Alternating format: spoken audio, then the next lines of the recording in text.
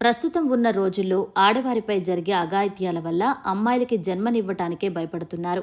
అలాంటిది రాజస్థాన్లోని పిప్లాంత్రి గ్రామంలో అమ్మాయి పుట్టింది అనగానే పండుగలు జరుపుకునే ఆచారం కొన్ని ఏండ్ల నుంచి వస్తోంది. పిప్లాంత్రి మాజీ గ్రామాధికారి శ్యామ్కి తన కూతురంటే ఎంతో ఇష్టం.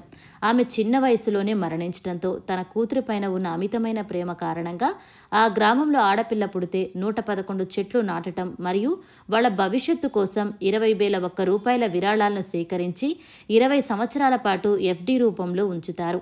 అంతేకాకుండా పిల్లలకు మంచి చదువుతో పాటు చట్టపరమైన వయసు వచ్చే వరకు ఆడపిల్లలకు వివాహం కూడా చేయరు.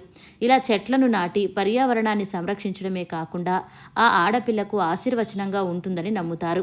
ఇలాంటి పద్ధతుల వలన సమాజంలో ఆడవారికి గౌరవం మరియు వారు కన్న కలలను నిజం చేసుకునే అవకాశం దొరుకుతుంది. ఈ గ్రామం గురించి మీరేమనుకుంటున్నారో కమెంట్ చేసి ఇలాంటి మరిన్ని వీడియోస్ కోసం మా ఛానల్ని సబ్స్క్రైబ్ చేసుకోండి.